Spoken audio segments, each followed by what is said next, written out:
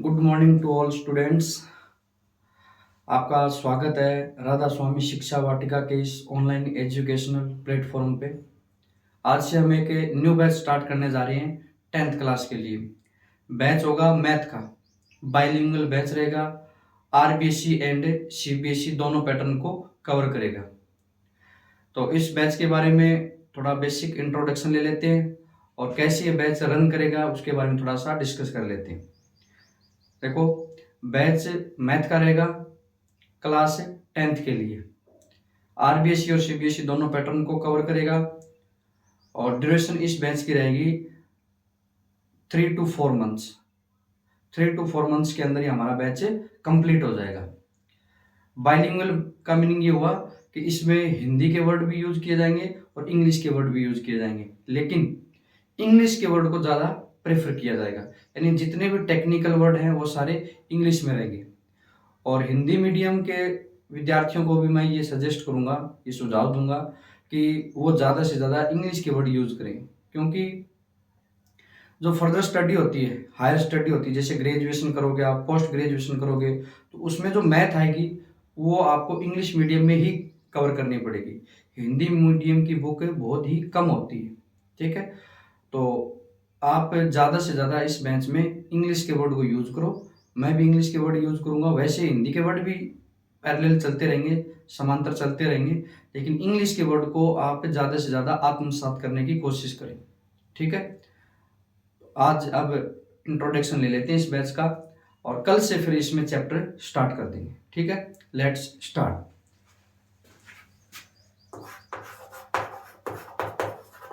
Introduction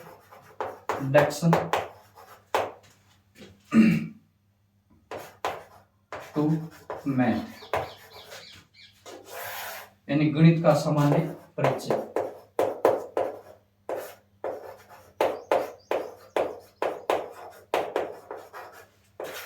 गणित का सामान्य परिचय। आज हम ओनली परिचय यानी इंट्रोडक्शन के बारे में बात करेंगे। ठीक है, कितने चैप्टर इसके अंदर, उन चैप्टर को किस कैटेगरी में डिवाइड कर सकते हैं। देखो, टोटल चैप्टर है इसके अंदर 14। टोटल चैप्टर्स कितने हैं? 14 चैप्टर्स हैं। इन 14 चैप्टर्स को हम डिवाइड करेंगे पहले कि कौन से चैप्टर को किस ब्रांच के अंदर पढ़ा जाता है। मैथ की भी बहुत सारी ब्रांच होती है। ठीक है, तो ऐसे ही हम बेसिक ब्रांच के बारे में बात करेंगे।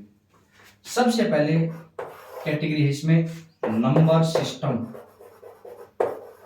नंबर सिस्टम, नंबर सिस्टम का मीनिंग क्या हुआ? नंबर सिस्टम का मीनिंग है संख्या पद्धति। क्या बोलते हैं इसको? संख्या पद्धति।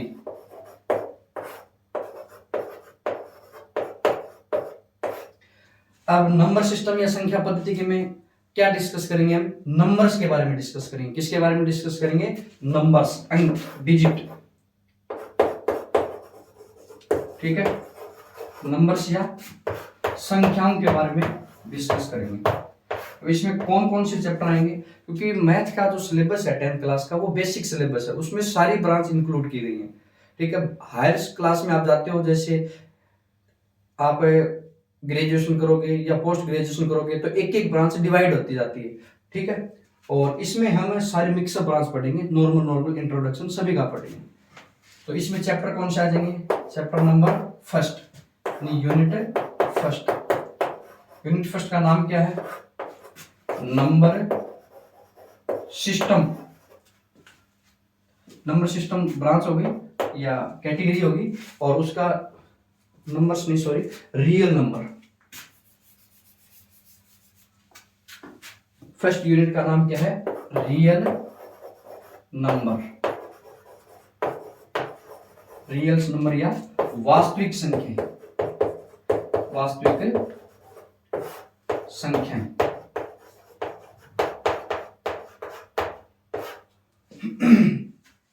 ये फर्स्ट यूनिट है आपके बुक के। सेकंड, इसमें यूनिट नंबर है 5। यूनिट नंबर 5 नाम क्या है? Arithmetic progression. अरिथमेटिक प्रोग्रेशन का मीनिंग होता है समांतर श्रेणियां, यानी आप कुछ सीक्वेंस के बारे में पढ़ोगे। ठीक है, जैसे फर्स्ट टर्म दे दिया आपको, लास्ट टर्म दे दिया, तो बताओ इसमें टोटल नंबर कितने हैं सीक्वेंस में, ठीक है, उन नंबर्स का सम क्या है, ऐसे कुछ बातें पढ़ोगे। तो इसका नाम क्या है, अरिथमेटिक है,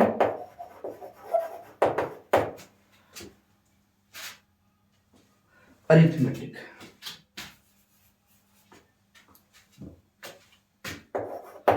अरिथमेटिक प्रोग्रेशन।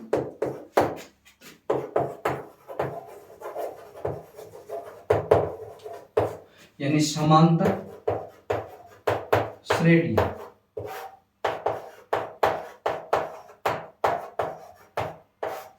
एक बार बस ओनली चैप्टर्स के नाम लिखें और इसके में क्या पढ़ेंगे इस तरह ही डिस्कस करें, बाकी चैप्टर 1 बाय 1 स्टार्ट करेंगे तब इसके बारे में फुली डिस्कस करेंगे, ठीक है। सेकंड कैटेगरी है नंबर सिस्टम हो गया। नंबर सिस्टम में दो यूनिट होगी, unit first and unit fifth. Real number यानी वास्तविक संख्याएं और अरिथमेटिक प्रोग्रेशन यानी समांतर श्रेणियां। उसके बाद में यूनिट सेकंड है अलजेब्रा। अलजेब्रा, अलजेब्रा का मीनिंग होता है बीजगणित।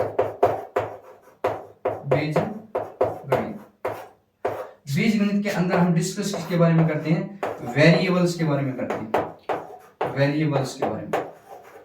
वेरिएबल्स यानी चर राशियां।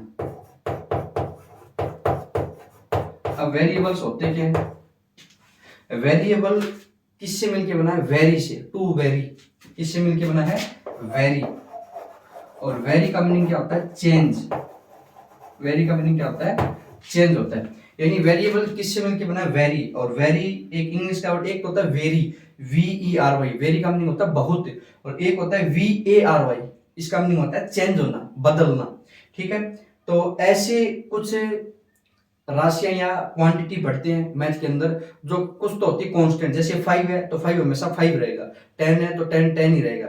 लेकिन कुछ आप राशियां पढ़ते हो, कुछ उसमें नंबर्स पढ़ते हो जो फिक्स नहीं होते, वो चेंज होते रहते हैं। जैसे x की वैल्यू, इस क्वेश्चन में x की वैल्यू 4 आ गई, दूसरे क्वेश्चन में -2 आ गई, तीसरे क्वेश्चन में 0 आ गई, किसी क्वेश्चन में 10 आ गई, यानी x फिक्स नहीं है, ठीक है। लिखने का तरीका तो फिक्स है, x को डिजिट से लिखते हैं, अल्फाबेट से, इंग्लिश में अल्फाबेट होता है उससे, लेकिन उसकी वैल्यू हर बार क्या आती है, चेंज आती है। इसलिए उसको क्या बोल दिया हमने, वेरिएबल। जैसे x है, y है, r है, ठीक है। तो वेरिएबल्स के बारे में पढ़ेंगे। तो इसमें चैप्टर कौन कौन से वो देख लेते हैं। सबसे पहला chapter unit second. Unit second का नाम क्या है, लीनियर पेयर ऑफ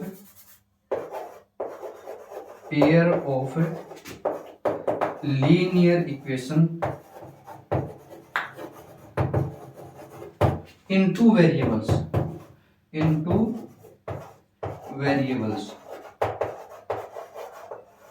इसका मीनिंग क्या हुआ, देखो पेयर का मीनिंग जोड़ा, युग्म, लीनियर यानी एकदम सीधी line, equation in two variable, equation in समीकरण, टू वेरिएबल्स यानी वेरिएबल होंगे आपके पास दो, ठीक है। एक इक्वेशन के अंदर कितने वेरिएबल होंगे, दो वेरिएबल होंगे। और ऐसी ऐसी इक्वेशन कितनी होंगी, दो होगी।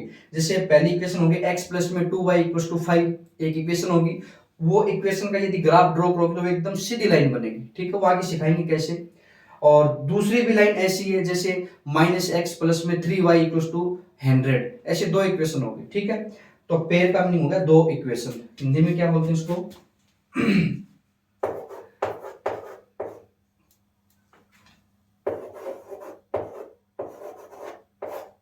रैखिक समीकरण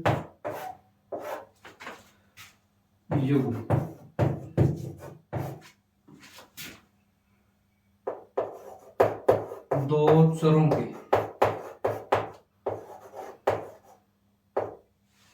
दो चरों के रैखिक समीकरण युग्म, ठीक है ना। एक समीकरण में या एक इक्वेशन में कितने चर होंगे या वेरिएबल होंगे, दो, x और y, ठीक है। और ऐसी ऐसी समीकरण कितनी होंगी, दो, युग्म यानी पेयर, ठीक है। दो इक्वेशन होगी और ईच इक्वेशन में, प्रत्येक इक्वेशन में कितने वेरिएबल होंगे, दो वेरिएबल होंगे, ठीक है। सेकंड यूनिट नंबर थर्ड, नाम क्या इसका, सॉरी ये यूनिट नंबर 3 थी और ये unit number second. Unit number second का नाम है पॉलिनोमियल। पॉलिनोमियल।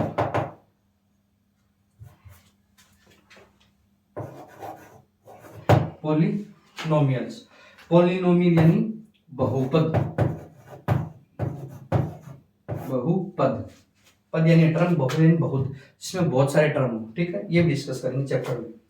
तो उसके बाद में यूनिट नंबर,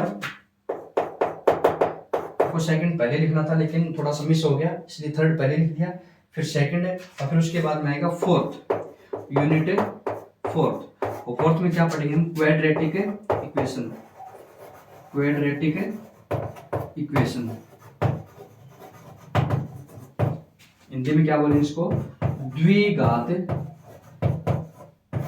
समीकरण, क्या बोलेंगे? द्विघात समीकरण बोलेंगे, ठीक है। उसके बाद में थोड़ा सा इरेज कर लेते हैं, 2 यूनिट हो गया, ऐसे हमारे पास है 7 यूनिट है, 7 कैटेगरी है।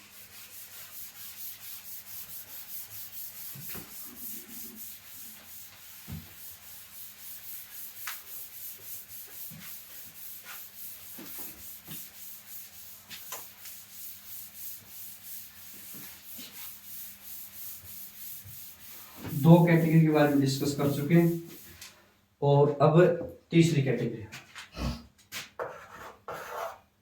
तीसरी कैटेगरी है जियोमेट्री, जियोमेट्री, जियोमेट्री यानी ज्यामिति, ज्यामिति।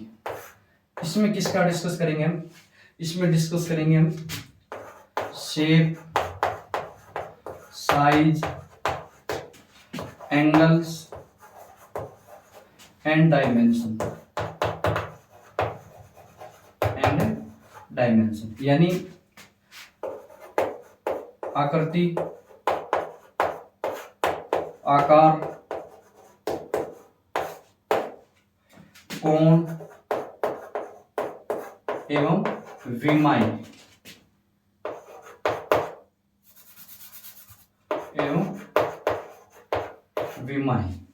ठीक है।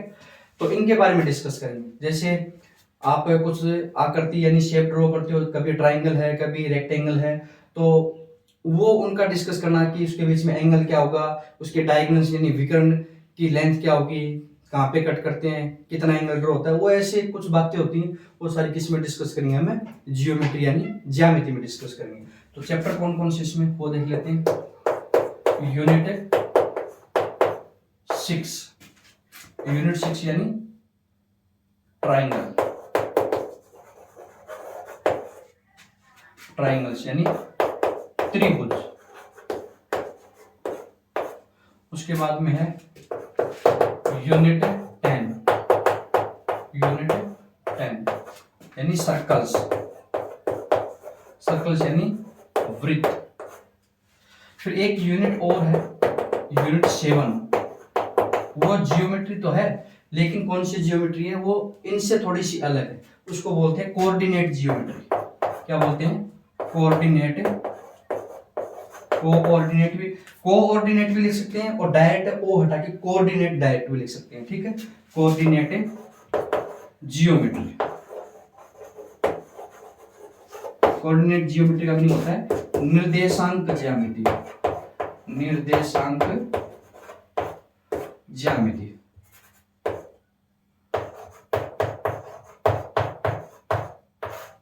निर्देशांक ज्यामिति।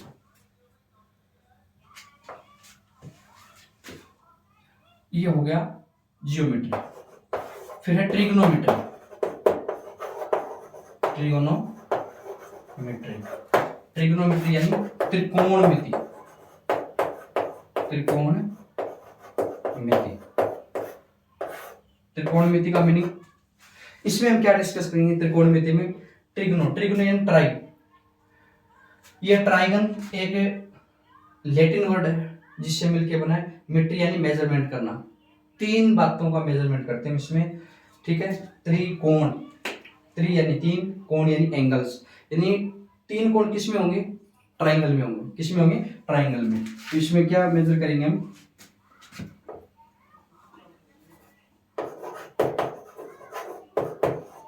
Angles and ratios in triangles. ठीक है, कोण एवं अनुपात, कोण एवं अनुपात त्रिभुजों के, त्रिभुजों के कोण एवं अनुपात। ठीक है, ये ब्रांच या एक कैटेगरी है। इसमें यूनिट कौन कौन से पढ़ेंगे? Unit number 8, introduction to trigonometry, यानी त्रिकोणमिति का परिचय, त्रिकोणमिति का परिचय, त्रिकोणमिति का परिचय। उसके बाद में है यूनिट नंबर 9। यूनिट नंबर 9 में हम क्या डिस्कस करेंगे? Some applications of trigonometry.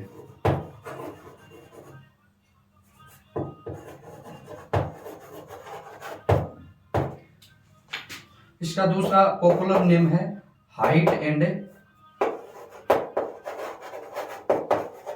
Distance.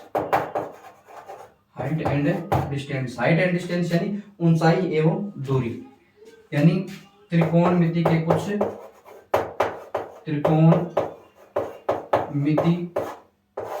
के कुछ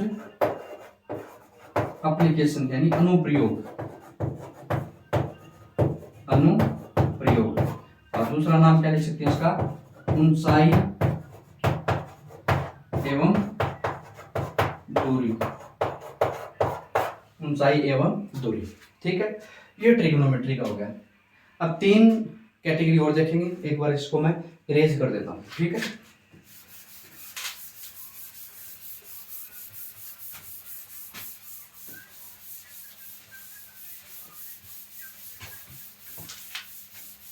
नेक्स्ट कैटेगरी हमारी ट्रिग्नोमेट्री के बाद में मेंसुरेशन।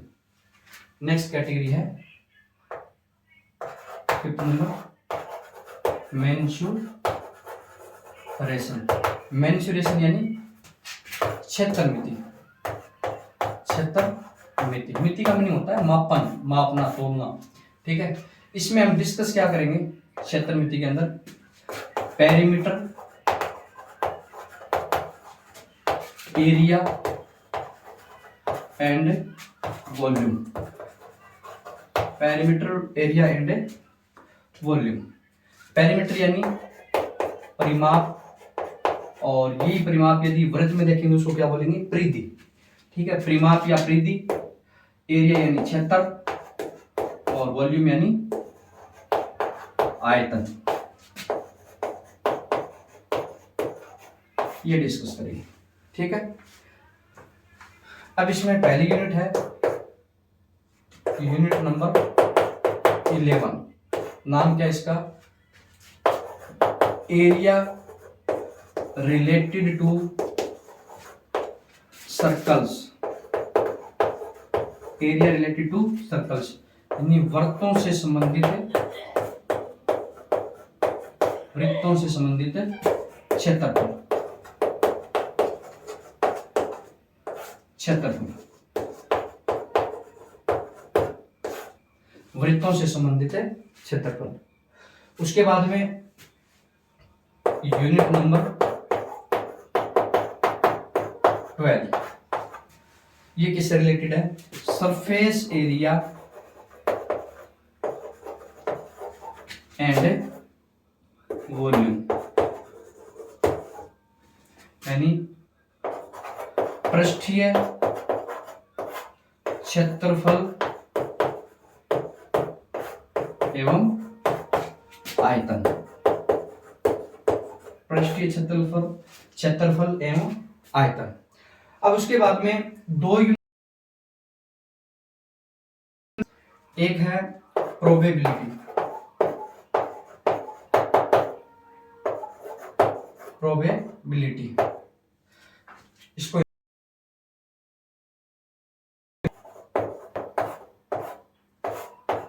इसमें पढ़ते क्या, प्रोबेबिलिटी में कुछ से पॉसिबिलिटी पढ़ते हैं। इसका दूसरा नाम क्या है, पॉसिबिलिटी, यानी पॉसिबिलिटी ऑफ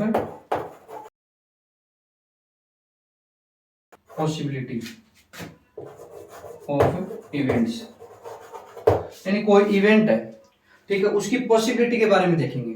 जैसे आप ऊपर उछाला तो उससे हुआ क्या कि दो पॉसिबिलिटी हमारे सामने आएंगे, या तो उस कॉइन का हेड आएगा या उस कॉइन का टेल आएगा। तो पॉसिबिलिटी कितनी हुई, 50-50। डाइस है, और डाइस होता है क्यूब शेप का होता है, जैसे पासा, लूडो खेलते हैं ना जिससे पासा, तो उसको यदि आप थ्रोन करोगे तो उसके 6 सरफेस होती हैं। ईच सरफेस पे 1 2 3 4 5 6 लिखा होता है। पास आपको ये कहा कि इस सरफेस के ऊपर 2 आने की पॉसिबिलिटी क्या है, तो सरफेस कितनी है, 6, और इसका मीनिंग 1/6, ठीक है, यानी 16.67%, यानी 100 में से 16 यानी 16.67, 16 पॉसिबिलिटी है कि इन सभी सरफेस में क्या आएगा, 2 आएगा, ठीक है। फिर उसके बाद में है स्टैटिस्टिक्स।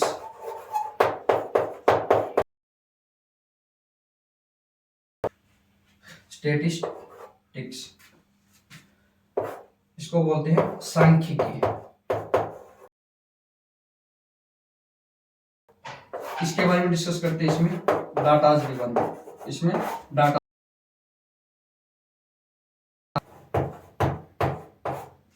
कैसे, जैसे आपको कह दिया कि 2002 में 2000 पॉपुलेशन यानी जनसंख्या ये थी, अब बताओ कितने प्रतिशत बढ़ गई, कितने प्रतिशत कम हो गई, कितने परसेंटेज। तो इन सभी डाटाज के बारे में डिस्कस किसमें करते हैं। तो ये हमने चैप्टर्स का इंट्रोडक्शन ले लिया कि किस चैप्टर को किस कैटेगरी में पढ़ेंगे। अब एक इंपॉर्टेंट बात, बहुत से कुछ बच्चों को मैथ से इतना डर लगता है कि पता नहीं मैथ है या कुछ और है, ठीक है, बहुत ज्यादा डर लगता है। तो मेरे साथ आप बना दूंगा, ठीक है, मैथ को आपके ब्लड में दौड़ा दूंगा, ये मेरा वादा रहा आपसे। एक बार मेरे से मैथ पढ़ के देखना, आप मैथ इतनी आसान बना दूंगा कि आपको टिप्स पे हो जाएगी, दिक्कत नहीं आने दूंगा। अच्छे से आप चिल करके मैथ पढ़ो मेरे साथ, बहुत अच्छे से आपको मैथ कवर करवाऊंगा मैं।